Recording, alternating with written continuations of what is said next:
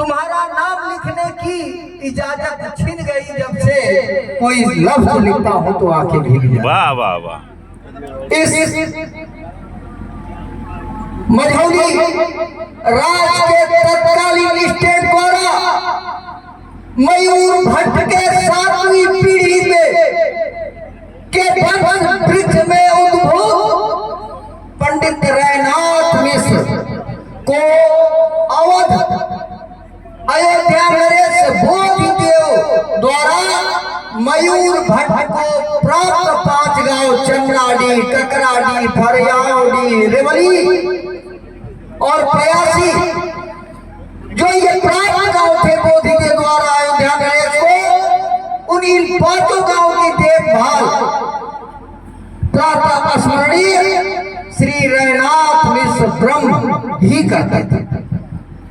एक काल चक्र चला कि हमें श्राद्ध का भोजन करना है। अग्निवंश के ब्राह्मण होने के नाते हमको श्राद्ध का भोजन वर्जित है। कहा गया, अभी प्रोफेसर सफल कुमार मिश्रा ने कहा है कि हमारा उपवेद गंधर्व है, विषयांतर होगा थोड़ा, लेकिन हमारा उपवेद गंधर्व है। मेरा उपवेद गंधर्व ही क्यों? विचार तो इस पर करना है कि मेरा उपवेद गंधर्व है तो गंधर्व ही क्यों? वह इसलिए कि जब जब श्री हरि नारायण का अवतार ब्राह्मण वंश में होता है तो वह वत्स वंश में होता है। आप परशुराम को देख लीजिए, परशुराम आपके ऋषि, इसलिए मेरा उपवेद गंधर्व है। हमें सरस्वती का वरद पुत्र क्यों कहा जाता है? क्योंकि दधीची के सरयाती पुत्री अक्षमाला और सरस्वती से उत्पन्न पुत्र, सरस्वती का पुत्र सारस्वत होता है तो अक्षमाला का पुत्र वत्स होता है, और दोनों का पालन पोषण अक्षमाला करती है, दोनों में पुत्रवत व्यवहार होता है, इसलिए हमें सरस्वती का वरद पुत्र कहा जाता है।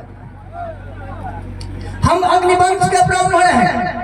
बात आती है पंडित रैनाथ मिश्र ब्रह्म का, जो यहाँ से लगभग 3 या 4 किलोमीटर के दूरी पर स्थित होगा।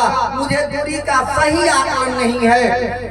बाबा को जब तत्कालीन मझौली स्टेट द्वारा भोजन करने पर निमंत्रण दिया गया तो बाबा ने कहा कि मैं न राज्य छोड़ूंगा न तुम्हारा भोजन ग्रहण करूंगा। बाबा अवसर पे बैठ जाते हैं, जो वर्तमान में कोडरा गांव के नाम से जाना जाता है, जब जहां बाबा का मूल स्थान है।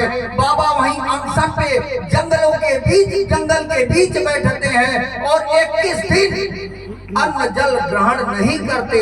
लिहाजा बाबा अपने इस धराधाम को छोड़ करके गोलोक चले जाते हैं। बाबा का पालतू कुत्ता भी इतना विश्वास पात्र हुआ करता है कि अभी बाबा के प्राण त्यागने के बाद अपना प्राण त्याग देता है। बंधुओं, हमें अपने गौरव को जानने की जरूरत है। हमारे घरों में मद्यपान प्रवेश कर गया है, मुझे उसे रोकने की जरूरत है। अगर मैं वत्स वंश पे ही केवल बोलूंगा तो भगवान मेरे वंश के ऋषि, मूल ऋषि भृगु हैं। अब भृगु भगवान वरुण के दत्तक पुत्र हैं, इसलिए हमें भृगुवारिणी भी कहा जाता है। इसलिए मैं भृगुवारिणी ब्राह्मण भी हूँ। भगवान ब्रह्मा के यज्ञ से उत्पन्न हुए मूल ऋषि भृगु हैं, इसलिए हम उनके वंशज होने के नाते हम अग्निवंश के ब्राह्मण हैं। विषय बहुत लंबा होगा, मैं इन्हीं चंद शब्दों के साथ अपने वाणी को विराम देते हुए आप सभी के श्री चरणों में सादर प्रणाम निवेदित करता हूँ। न होगा कि ये सब कुछ खुद घटाएं तय करेंगी, कहाँ बरसेंगे बादल ये हवाएं तय करेंगी। हमारी परवरिश आबो हवा अपनी जगह है, हमारी परवरिश आबो हवा अपनी जगह है। हमारी उम्र कितनी हो ये आपकी दुआएं तय करेंगी। जिंदाबाद। तुम्हारी श्रेष्ठता विज्ञान की उपलब्धियां है, तुम्हारी श्रेष्ठता विज्ञान की उपलब्धियां हैं और हमारी श्रेष्ठता ये वैदिक ऋचाएं तय करेंगी। आप सभी को सादर प्रणाम, बहुत बहुत धन्यवाद, बहुत बहुत आभार पंडित रोहित मिश्र प्यासी को।